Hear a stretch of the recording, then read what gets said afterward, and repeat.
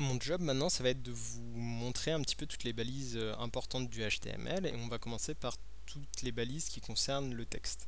Donc vous avez déjà vu, alors avant de commencer juste, j'ai déjà écrit du texte, donc ça va être pour gagner un petit peu de temps. Vous pouvez très bien le recopier pour faire la même chose que moi. On a déjà vu la balise P, donc qui signifie que à l'intérieur on a un paragraphe. Et donc ici, ce que j'ai fait, c'est que j'ai fait un titre, un très gros titre, en fait le titre, un titre très important, un titre un peu moins important, un titre encore un peu moins important, un titre de paragraphe on peut dire, et ensuite un paragraphe. Donc en fait ce que je vais commencer à faire, donc déjà je vais mettre CTRL S, et on va voir que quand je lance, voilà, donc on voit déjà ce que j'ai d'origine. Donc en fait on voit que pour l'instant c'est pas interprété comme on avait déjà vu. Et donc ce qu'on va faire maintenant c'est qu'on va mettre une balise paragraphe, donc P qui va entourer notre paragraphe. Donc voilà. Et là on se rend compte que quand on actualise, notre paragraphe vient en dessous. En fait c'est parce que ça il l'a pas interprété pour l'instant, il sait juste que enfin il restitue juste et ça il sait que c'est un paragraphe donc il le met à part. Ça change rien au niveau du visuel, hein, c'est pas le but du HTML. Pour l'instant, on a juste dit au navigateur, précisé au navigateur que ceci est un paragraphe. Et donc maintenant, il sait que c'est un paragraphe. Donc ça, c'est la première balise que vous avez déjà vue.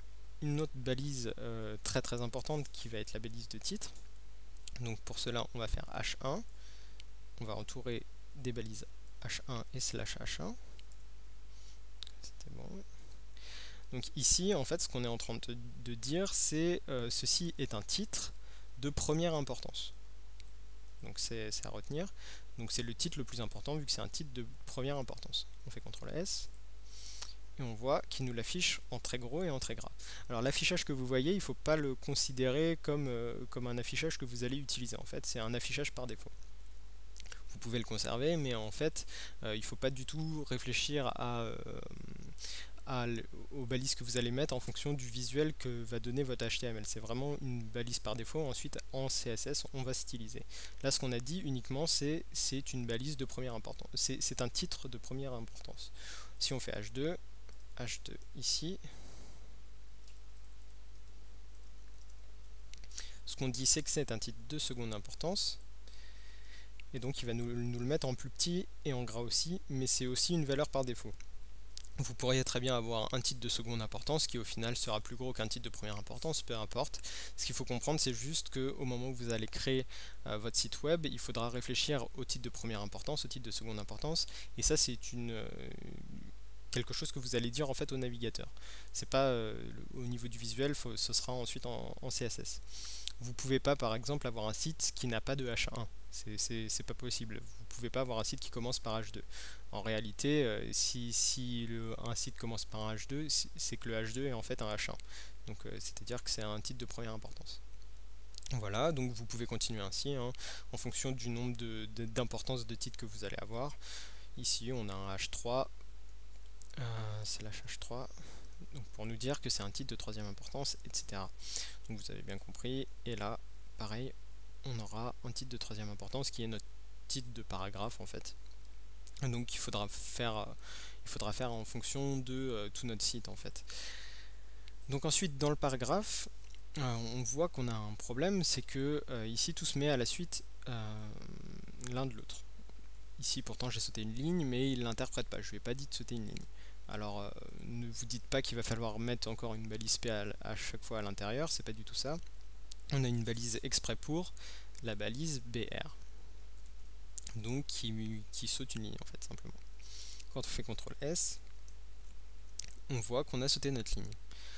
Alors un petit mot sur la balise BR, vous voyez que c'est une balise autofermante. En fait c'est comme la balise méta, sauf qu'elle n'a pas d'attribut. C'est-à-dire que si on enlève l'attribut de notre balise méta, on a une balise autofermante.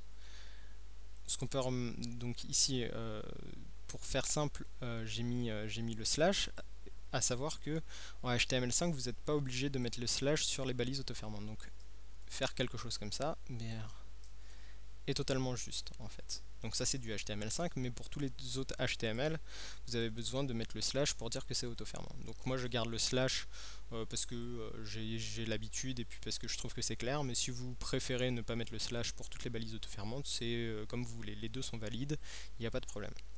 On met CTRL S, tac, on va ressauter une ligne ici, voilà, et voilà. Donc voilà, maintenant on va voir on va voir une chose importante, c'est les commentaires. C'est-à-dire que là, bon, ça va, mais si on avait une multiplication, voilà, on va faire quelque chose comme ça, CTRL-C, CTRL-V, CTRL-V, avec plusieurs paragraphes, tac, voilà, ça commence à être assez gros et ça va être un petit peu difficile de se repérer. Donc pour ça, on a la possibilité de faire des commentaires.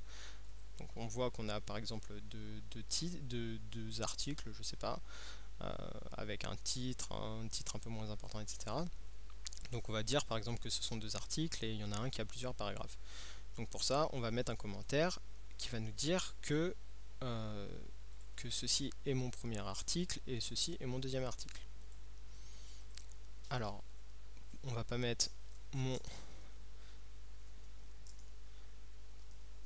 On va pas mettre ça, parce que si on fait ça, le problème c'est que on l'a d'affiché. Donc il faut quelque chose qui ne soit pas affiché.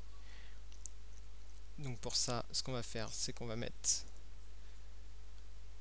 donc un chevron ouvrant, un point d'exclamation, deux traits, donc deux tirets donc qui sont la touche 6, la même chose de l'autre côté, enfin deux tirets et une balise fermante de l'autre côté. Et ici, on dit à notre navigateur, ceci est donc un commentaire. Quand on fait CTRL S, donc on ne le voit plus, il n'est plus affiché. Par contre, quand on fait afficher le code source de la page, on le voit. Voilà. Donc ça va vous permettre de mieux vous retrouver dans votre site. Il ne faut pas en faire non plus des tonnes, parce que après finalement ce sera une perte de temps. Ce qu'il faut, c'est juste en mettre assez pour être bien organisé, bien se retrouver, et pas trop pour pas perdre trop de temps, quoi. Donc voilà, CTRL S, mon deuxième article, et voilà. Et donc là, on a notre premier article, notre deuxième article, et pas de problème, ça change rien à notre contenu. Donc voilà, ça c'est pour les commentaires. On va virer toute cette partie là qui nous intéresse plus. Et ce qu'on va faire, c'est qu'on va avoir trois balises, donc que je vais mettre tout de suite. Donc la balise strong,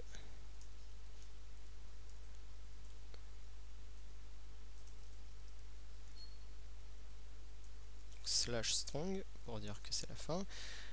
La balise EM,